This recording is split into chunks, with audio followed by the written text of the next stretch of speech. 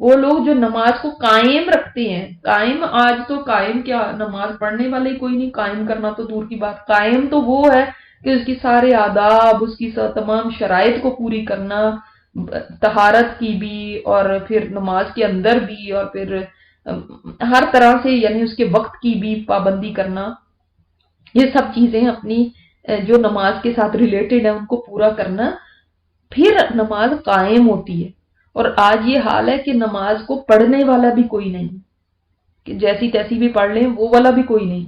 کیونکہ نمازیں جا رہی ہیں، پرواہ نہیں ہے، وقت گزر رہا ہے، گپ شپ میں پڑے ہیں۔ تو قیامت کے دن تو بے نمازی جو ہے نا وہ فرعون کے ساتھ ہوں گے۔ ہم کیا ان کے ساتھ ہونا چاہتے ہیں کبھی، کہ اپنی نمازوں کی پرواہ ہی نہ کر؟ نماز کسی کی اگر ایک بھی چھوٹ گئی تو وہ بے نمازی ہے۔ ہم ہمارا رزقناہم ینفقون، اور رزق جو اللہ تعالیٰ نے ان کو دیا اس میں سے خرچ کرتے ہیں، یعنی مال کو اپنا نہیں سمجھتے کہ میری محنت ہے، میں کیوں دوں کسی کو،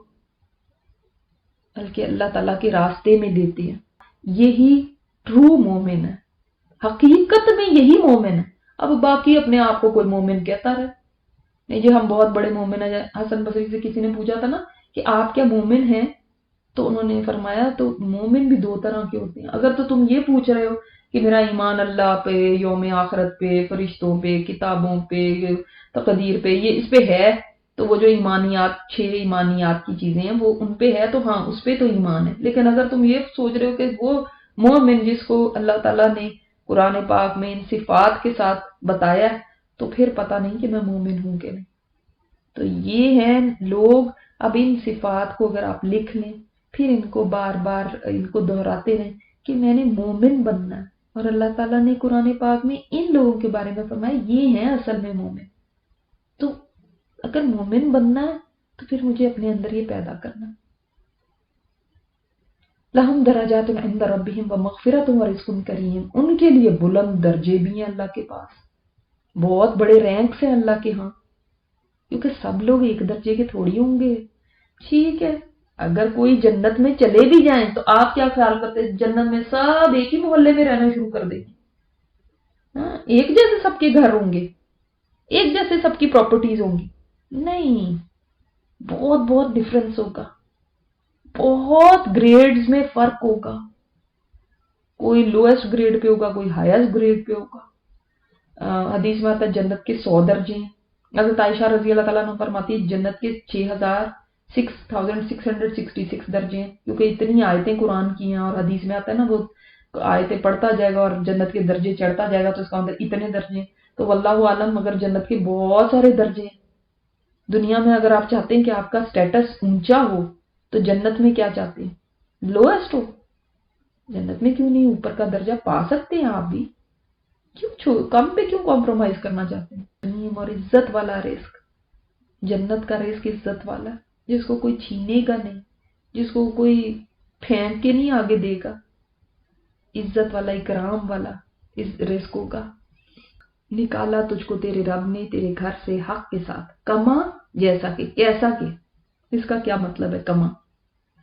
اکثر کا خیال ہے کہ یہ یسألونک عن الانفال کے ساتھ ریلیٹڈ ہے، کہ جیسے کہ وہ مال غنیمت کے بارے میں اختلاف کر رہے ہیں، اسی طرح ایک اختلاف پہلے بھی ہوا تھا، ایک ڈس ایگریمنٹ پہلے بھی ہوا تھا۔ کس وقت ہوا تھا؟ جب اللہ تعالیٰ نے آپ کو نکالا تھا آپ کے گھر سے، تو اس وقت کیا اختلاف ہوا تھا؟ اس وقت بہت سارے صحابہ کرام یعنی اس چیز کو مان رہے تھے کہ آپ صلی اللہ علیہ وسلم ٹھیک ہے یعنی جنگ کے لیے چلتے ہیں اور کافروں سے لڑتے ہیں، لیکن ایسے بھی تھے جو چاہ رہے تھے کہ نہیں ایسا نہ کیا جائے، وَإِنَّ فَرِيقًا مِّنَ الْمُؤْمِنِينَ لَكَارِهُونَ، اور ایک فریق ان میں سے ایسا تھا جو ناپسند کرنے والا تھا اس کو، وہ نہیں چاہتے تھے کہ کوئی جنگ ہو، وہ نہیں چاہتے تھے کہ کسی کے ساتھ لڑائی اور مارکا ہو۔ اللہ تعالیٰ نے نکالا آپ کو، اس کا مطلب آپ کا نکلنا بھی آپ کی اپنی پلاننگ اور آپ کی اپنی اس سے نہیں تھا، اللہ تعالیٰ نے آپ کو نکالا تھا۔ اللہ نکالنے والا ہے، ہر کام کے پیچھے اللہ تعالیٰ کی حکمت اور اس کا فیصلہ ہے۔ اب آپ آگے آگے دیکھیں تو آپ کو اور بھی یہ بات سمجھ آئے گی۔ اچھا، اب اس کا تھوڑا سا پیچھے دیکھ لیتے ہیں کہ کیا ہوا کیا تھا۔ امام بہقی نے روایت کی ہے کہ قریش کا قافلہ شام سے آ رہا تھا واپس، اور اس میں اتنا ساز و سامان تھا، اور اس کے ساتھ 40 کے قریب سوار بھی تھے، جن میں بڑے بڑے ان کے کوئی قریش کے بڑے بڑے لوگ بھی تھے، اور یہ ایسا قافلہ تھا جس میں سمجھ لیں کہ قریش کے ہر بندے کا کچھ نہ کچھ ضرور اس کا حصہ تھا، اس کا شیئر تھا اس قافلے میں، کیونکہ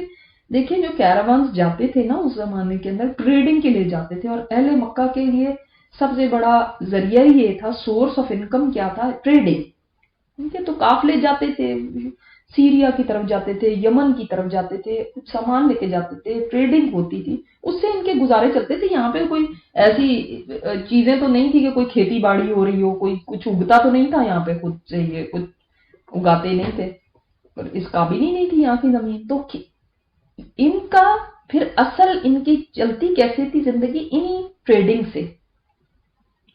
تو یہ قافلہ جو تھا نا بہت زیادہ سامان لے کر آ رہا تھا، اور بہت قیمتی، یعنی بڑے ان کے مال لے کر آ رہا تھا، اور اس کے محافظ بھی کم تھے۔ تو اس وقت اہل مکہ کو اس نے خبر دی، ابو سفیان نے، کہ مجھے خطرہ ہے، کیونکہ اس کو اطلاع مل گئی تھی کہ آپ صلی اللہ علیہ وسلم نکلے ہیں، تو یہ نہ ہو کہ یہ حملہ کریں اور یہ قافلے کو لوٹ لیں۔ اب یہ اس کو کیوں تھا؟ کیونکہ جب یہ قافلہ یہاں سے جا رہا تھا اس وقت بھی آپ صلی اللہ علیہ وسلم اور صحابہ نے کوشش کی تھی کہ اس قافلے کو ہم پکڑ لیں، لیکن وہ قافلہ نکل گیا۔ اب کچھ لوگوں کا خیال ہوتا ہے کہ کیوں، کیا ضرورت تھی اس چیز کی، کیوں انہوں نے ایسا کیا؟ تو بات دراصل یہ ہے کہ جب سے نبی علیہ الصلوۃ والسلام اور مسلمان ہجرت کر کے مدینہ پہنچے تھے، تو اس کے بعد سے وہ کبھی چین سے نہیں بیٹھ سکے تھے۔ اتنی زیادہ ان کی یہ سٹریس تھا کہ کسی وقت بھی کافر حملہ کر دیں گے، کسی وقت بھی کافر پیچھا کریں گے، کسی وقت بھی کافر آ جائیں گے۔ آپ صلی اللہ علیہ وسلم کے بارے میں ایک دفعہ حدیث میں بھی آتا ہے کہ آپ صلی اللہ علیہ وسلم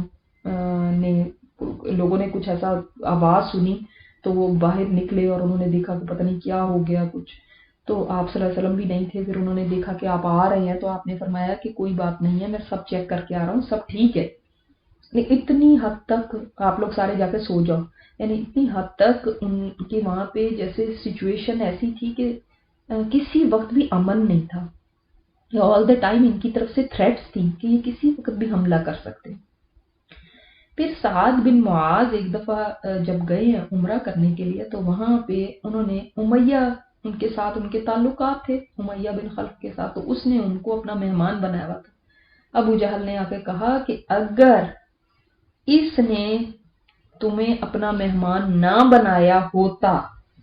تو پھر میں دیکھتا کہ آپ کیسے یہاں پہ آتے ہیں اور آپ یہاں سے بچ کے نہ جا سکتے، زندہ نہیں میں آپ کو جانے دیتا۔ تو سعد نے اس کا جواب دیا تھا کہ اگر تم ہمیں یہاں مکہ میں آنے سے روکو گے، جبکہ کوئی کسی کو حج اور عمرے سے نہیں روکتا تھا اس وقت میں بھی، کوئی دشمن بھی ہوتا تھا نا تو آ جاتا تھا، وہ کوئی کسی کو اس کام سے نہیں روکتا تھا، اتنا ان کے اندر یہ سینس تھی کہ نہیں اس سے نہیں روکنا۔ لیکن مسلمانوں سے ان کو اتنی دشمنی تھی کہ یعنی عمرے پہ آنے والے کو بھی روک رہے۔ تو حضرت سعد نے جواب دیا تھا کہ اگر آپ لوگ ہمیں یہاں سے روکو گے تو ہم آپ لوگوں کی تجارتی شاہراہ کو بند کر دیں گے، کیونکہ وہیں سے وہ سمجھ لیں، آپ آج کے ورڈز میں سمجھ لیں ہائی وے جو تھی ٹریڈنگ کی، جو راؤٹ تھا اس کو آپ کا بند کر دیں گے۔ تو یہ جو قافلہ جا رہا تھا تو آپ صلی اللہ علیہ وسلم نے اسی لیے ان کا پیچھا کیا تھا کہ ان لوگوں کو، ان کی یہ ٹریڈنگ کی جو یہ بند کی جائے تاکہ یہ لوگ دشمنی سے باز آئیں۔ اور کافروں کی دشمنی ایک ہم یہ سمجھتے ہیں کہ ٹھیک ہے، اس وجہ سے بھی ٹھیک ہے، اگر سارے بتوں کو ختم کر کے ایک خدا کی پوجا کی جائے گی تو یہاں پہ پھر ہمارے پاس آیا کون کرے گا، کیونکہ کعبہ کے ساتھ تو بہت سارے بت پڑے ہوئے تھے، تو سارے ٹرائبز جو تھے، قبیلے جو تھے، وہ بہت ریسپیکٹ کرتے تھے قریش کی کہ ان کے پاس ہمارا بت، ہمارا خدا پڑا ہوا، نعوذ باللہ۔ تو صرف یہ بات نہیں تھی، کہ ان کو یہ ڈر تھا کہ پھر ہماری آمدنی کم ہو جائے گی، پھر ہمارا، ان کو جو حق سے بغض تھا وہ اس قدر اس سے آبویس ہے کہ اگر کوئی لوگ ایک خدا کی عبادت کر رہے ہیں اور وہ یہاں سے چلے بھی گئے ہیں تو تم ان کو اب تو جینے دو، لیکن اس قدر ان کے اندر بغض تھا کہ انہوں نے یہاں پہ بھی نہ ان کو چھوڑا۔ اس سے پہلے بھی آپ کو پتا ہے مکہ سے جب لوگ حبشہ ہجرت کر کے گئے تھے تو یہ ان کے پیچھے وہاں بھی پہنچ گئے کہ ان کو ہمیں واپس دے دو، یا ہم ان کو سزائیں دیں اور ان کو ستائیں اور یہ ان کو ہٹائیں دین سے۔ اب اگر کسی کو صرف یہ ہو کہ ہماری انکم چلی جائے گی یا ہمارا ایسے ہو جائے گا تو وہ جانے دے، ٹھیک ہے، وہ چلے گئے ہیں۔ آپ صلی اللہ علیہ وسلم نے کیوں اس قافلے کا پیچھا کیا تھا اور کیوں گھر سے نکلے تھے؟ تو انیشلی جو گھر سے نکلے تھے تو اس لیے نکلے تھے کہ تجارتی قافلے کا پتہ چلا تھا ابو سفیان لے کر آ رہا ہے وہاں سے، تو اس کو اس کے اوپر حملہ کرنے کے لیے، اور اسی وجہ سے بہت سارے صحابہ نہیں بھی گئے تھے کہ قافلے کا ہی پیچھا کرنا ہے، کون سا کوئی جنگ ہے۔ اور آپ صلی اللہ علیہ وسلم نے مینڈیٹری بھی نہیں کیا تھا، سب کے اوپر لازم نہیں کیا تھا کہ سب چلیں، ٹھیک ہے۔ لیکن اب جب کہ ابو سفیان نے مکہ اطلاع پہنچا دی کہ مجھے خطرہ ہے، اگر آپ لوگ اپنے قافلے کو بچانا چاہتے تو فوراً میرے لیے ہیلپ بھیجو۔ ایسے میں جب مکہ میں، یہ تو ظاہری بات ہے، سب کے شیئرز ہوئے میں، بہت بڑی انویسٹمنٹس ہیں لوگوں کی، تو ابو جہل نے کعبہ کی چھت پہ کھڑے ہو کے اعلان کیا ہے مکہ ہر مشکل اور رسوائی سے اپنے آپ کو بچاؤ، اگر محمد صلی اللہ علیہ وسلم نے قافلہ لوٹ لیا تو تم سارے برباد ہو جاؤ۔ انہی دنوں میں عباس بن عبد المطلب کی بہن نے خواب دیکھا اور اپنے بھائی سے کہا، میں نے ایک عجیب و غریب خواب دیکھا، میں نے دیکھا کہ ایک سوار ہے، وہ آیا اور آ کے کہہ رہا ہے، اے عہد شکن قوم، یعنی جو اپنا عہد توڑنے والی قوم، 3 دن کے اندر اپنی قتل گاہوں کی طرف دوڑو۔ اور اس نے پہاڑ سے ایک پتھر لیا، ایک راک لی ہے، اور مکہ کے ہر گھر میں اس راک سے، اس چٹان سے ایک پتھر ٹوٹ کے پہنچ گیا۔ تو عباس رضی اللہ تعالیٰ عنہ نے یہ خواب جو ابو جہل کو سنایا، ابو جہل نے کہا کہ پہلے مردوں کی نبوت کافی نہیں تھی کہ اب عورتیں بھی نبوت کا دعویٰ کرنا شروع ہو گئی، یعنی خواب سنانے شروع ہو گئی کہ جی ہمیں یہ خواب آ گیا۔ اس نے کہا کہ چھوڑو اس بات کو، چلو اب نکلو۔ اب خواب تو سچا ہوا، دیکھیں ہر گھر میں ان کے کوئی نہ کوئی مرا، کوئی نہ کوئی جہنم حاصل ہوا۔ تو اب جب ابو جہل قافلہ لے کے نکلا، 1000 کا لشکر اس نے جمع کر لیا تھا پورے ساز و سامان کے ساتھ، تو اس کو جوفہ کے مقام پہ، جوفہ آپ کو پتا نا میقات ہے، جوفہ پہ میقات ہوتی ہے، تو جب وہ جوفہ کے مقام پہ پہنچا ہے تو اس کو اطلاع ملی کہ ابو سفیان تو بیچ کے ساتھ ساتھ نا ساحل کا راستہ لے کے اور وہ سیفلی پہنچ گیا ہے۔ تو اس نے کہا ہے کہ آپ لوگ مکہ واپس چلے جاؤ۔ اس نے کہا نہیں، خدا کی قسم یہ تو کبھی نہیں ہو سکتا، ہم تو اپنے اونٹوں کو ذبح کریں گے، شراب پیئیں گے، ہماری لونڈیاں بھی ساتھ لائے ہوئے تھے، وہ گانے سنائیں گی اور ہم تمام قبائل عرب کو یہ بتا دیں گے کہ ہم نکلے ہیں اور ہم ان کے پیچھے آئے ہیں، اور یعنی یہاں پہ کچھ دن ٹھہریں گے کہ لوگوں کو پتہ چلے کہ دیکھو ہمارا مقابلہ کرنے کے لیے کوئی نہیں آ سکا، ساری دنیا کے اندر یعنی عرب میں ہماری دھاک بیٹھ جائے گی۔ اب آپ صلی اللہ علیہ وسلم اپنے ساتھیوں کو لے کر میدان بدر میں آ چکے ہیں، اور میدان بدر میں قبائل اپنا سال میں ایک دفعہ بازار بھی لگاتے تھے، اور آپ کو اطلاع مل گئی کہ ابو جہل اس طرح سے آ رہا ہے، قافلہ لے کے اپنا لشکر لے کر آ رہا ہے۔ جب جبرائیل علیہ السلام اس وقت نازل ہوئے اور فرمایا کہ اللہ تعالیٰ نے آپ سے 2 گروہوں میں سے ایک کا وعدہ فرمایا، تجارتی قافلہ یا لشکر قریش، یعنی ایک کو آپ فتح کر لیں گے، یا تو آپ کو قافلہ مل جائے گا یا قریش کا لشکر مل جائے گا۔ اب آپ صلی اللہ علیہ وسلم نے اپنے صحابہ سے مشورہ کیا اور کہ آپ نے مطلب کیا کرنا ہے، کیونکہ ہر مشکل اور ہر مصیبت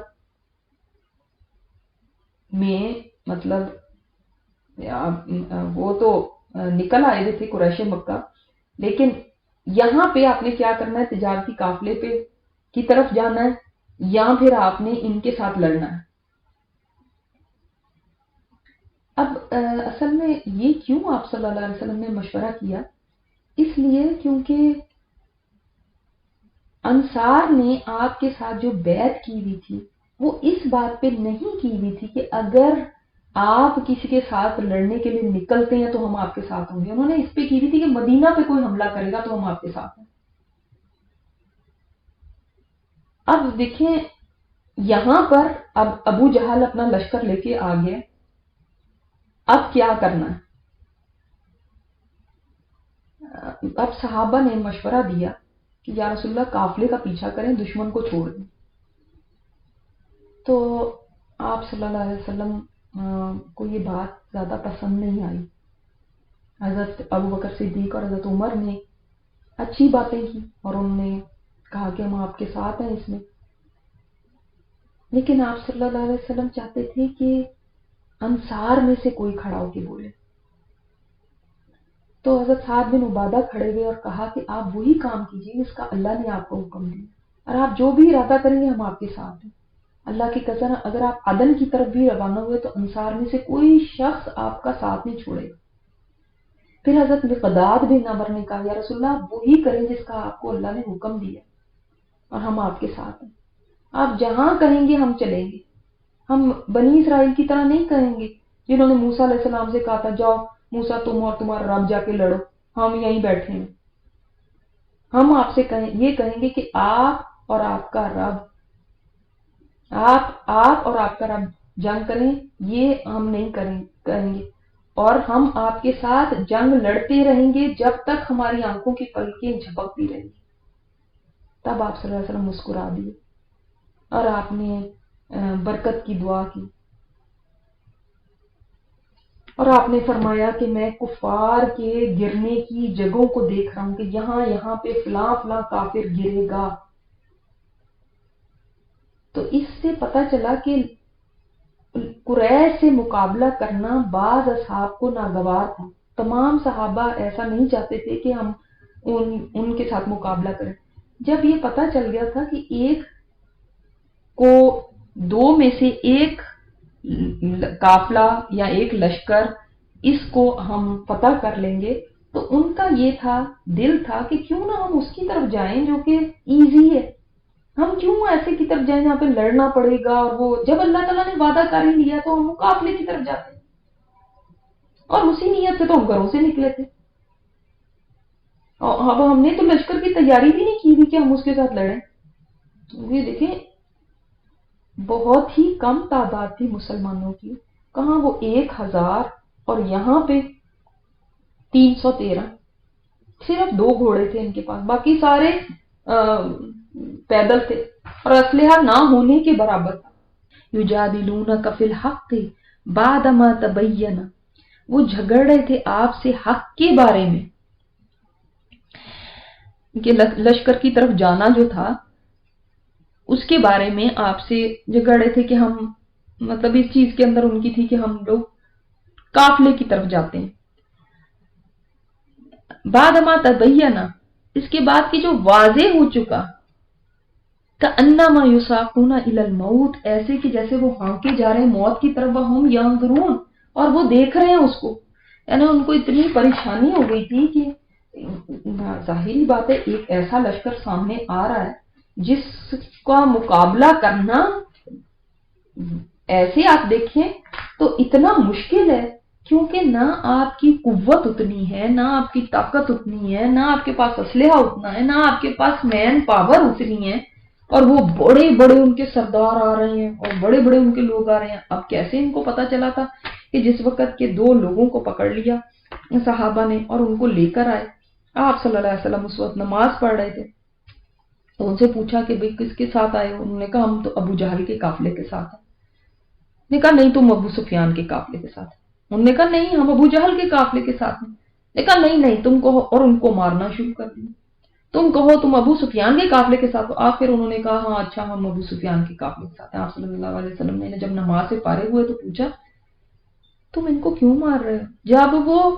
سچ بول رہے تھے تو تم ان کو مار رہے تھے، جب وہ جھوٹ بول رہے ہیں تو تم نے ان کو چھوڑ دیا۔ تو پھر آپ نے ان سے پوچھا کہ وہ کتنے اونٹ ذبح کیے جاتے ہیں وہاں پہ ایوری ڈے کھانے کے لیے؟ تو انہوں نے کہا کہ 10 اونٹ۔ تو اس سے انہوں نے اندازہ لگا لیا کہ 1000 لوگ ہیں، اور پھر انہوں نے بتایا کہ اس میں فلاں ہیں فلاں ہیں فلاں ہیں۔ تو اس سے ان کو اندازہ ہو گیا تھا کہ وہ قافلہ کتنا بڑا ہے جو ہماری طرف آ رہا ہے۔ اللہ تعالیٰ نے یہ منڈ بھیر کروانی تھی، یہ مقابلہ کروانا تھا، یہ کاروائی کروانی تھی اللہ تعالیٰ نے۔ اللہ تعالیٰ کا یہی منشا تھا، اور یہاں پہ یہ حالت ہو رہی تھی کہ وہ یہ سوچ رہے تھے کہ یہ موت کے منہ میں جانا ہے،